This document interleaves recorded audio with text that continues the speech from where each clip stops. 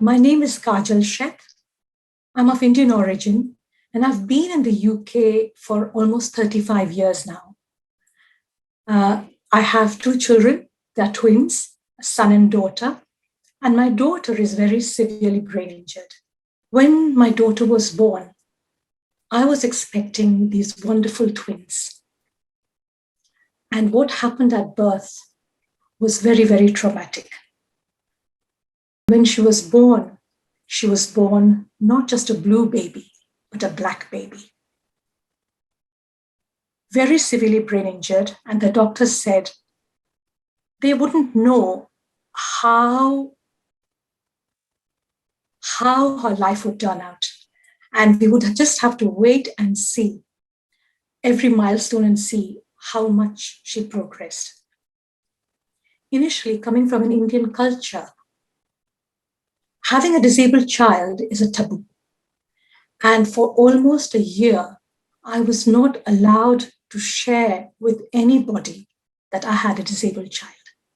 So I had to be this joyful mother who had given birth to twins, one son, one daughter, all in one go. So I had to have a picture of happiness on my face. But inside, I was so troubled, so troubled. And I think partly in the Asian community at that time, we didn't say. And my parents said, why would you want to say anything? Because you don't know how she's going to turn out.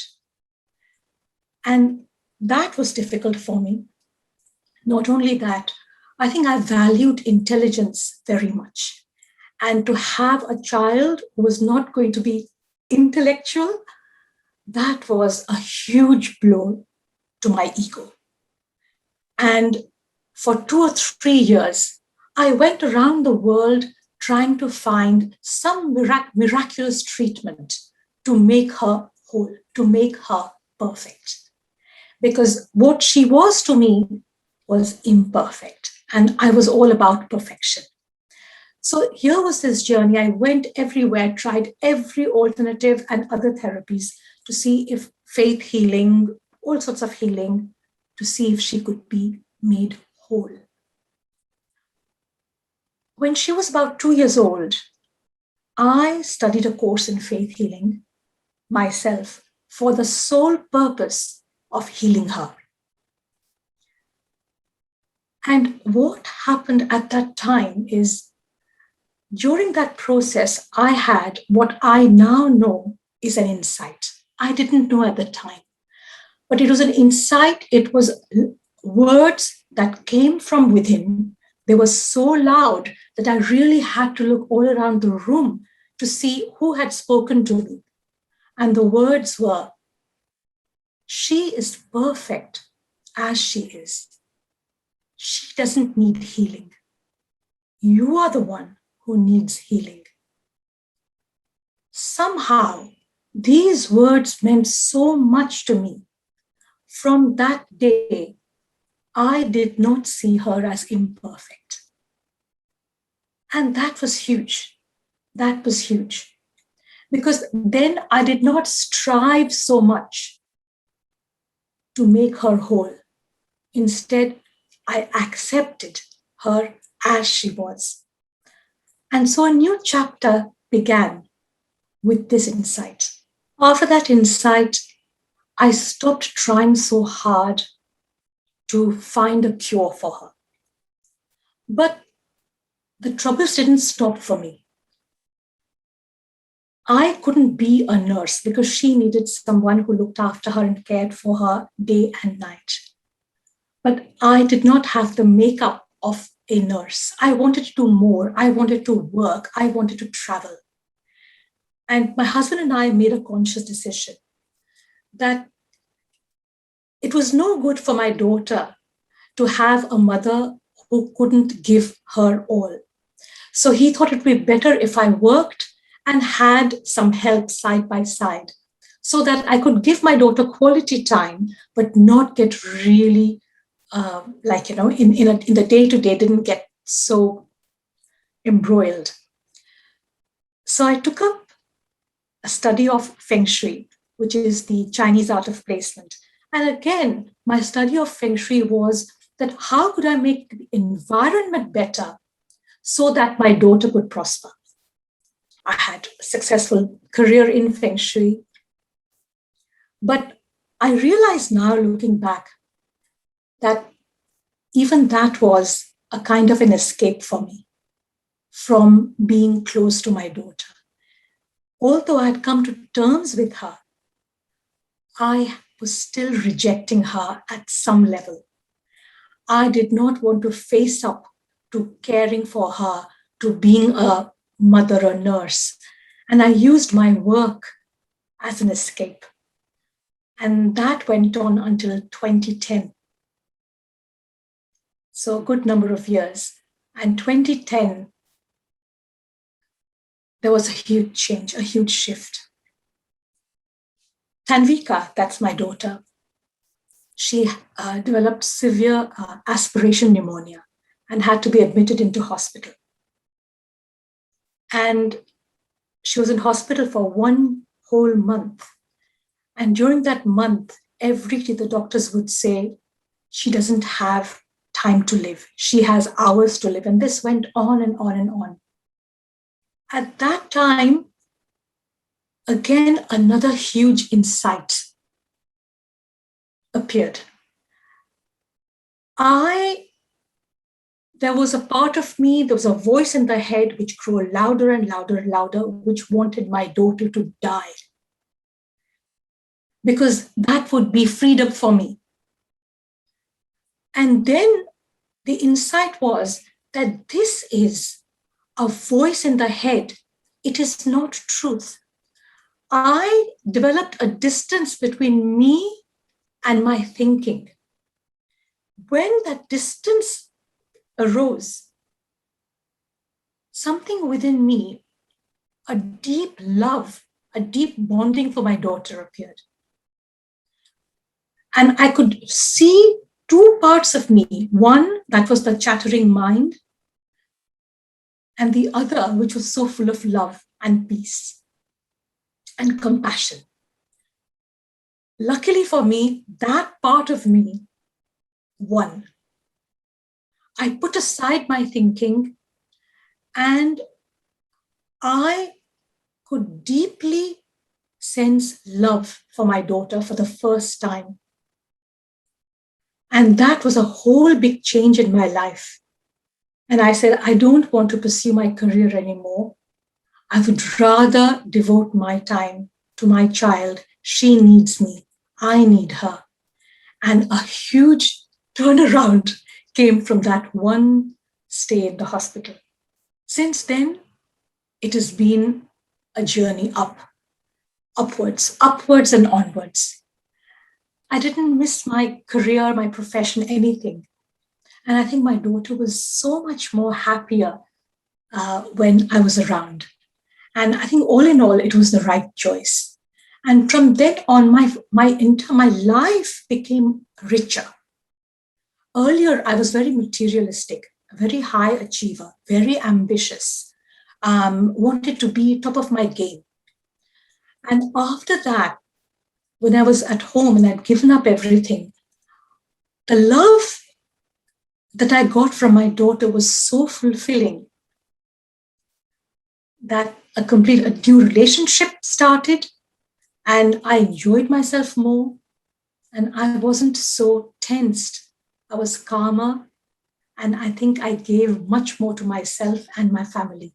With Tanvika, she gets pneumonia, especially aspiration pneumonia, fairly regularly.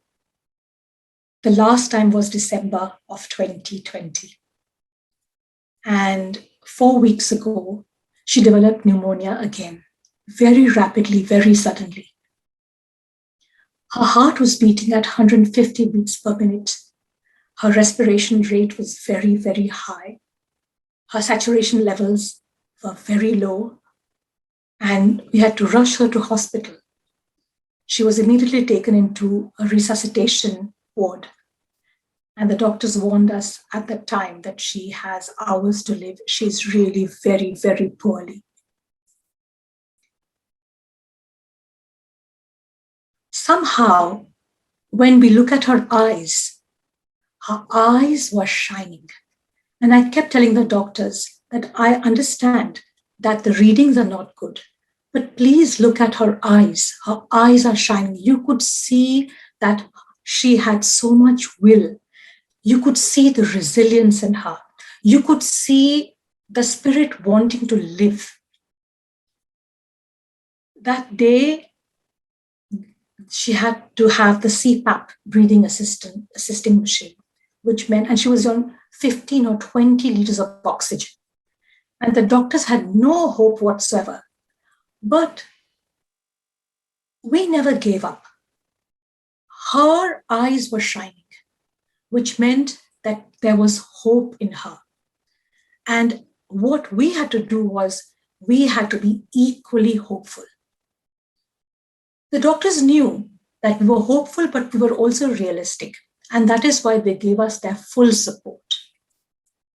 When we had hope, and when the doctors and the medical team saw this hope, they looked at possibilities. Otherwise, they were always sort of trying to ask us, would we like to terminate the treatment? Many times they would ask us, and no, we said no. We would like to give her as much treatment as possible.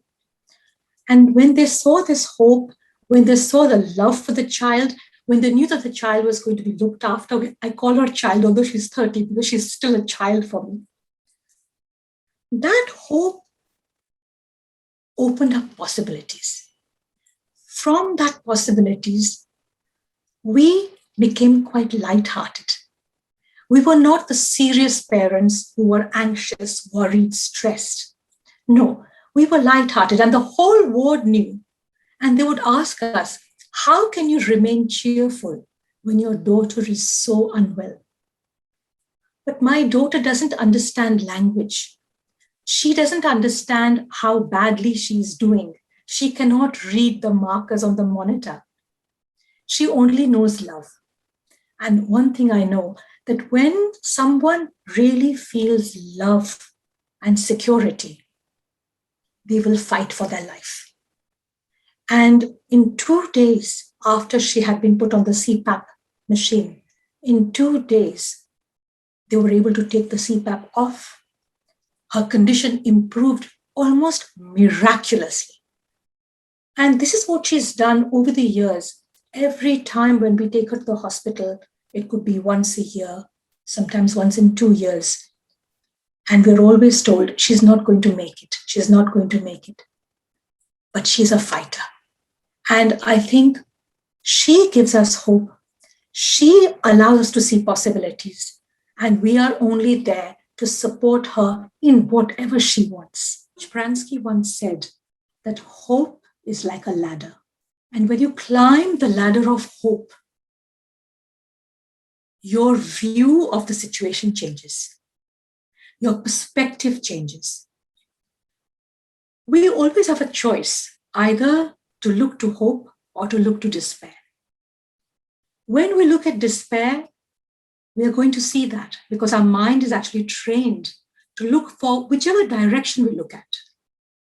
I have come to realize that looking to the direction of despair is not going to show me anything new or fresh.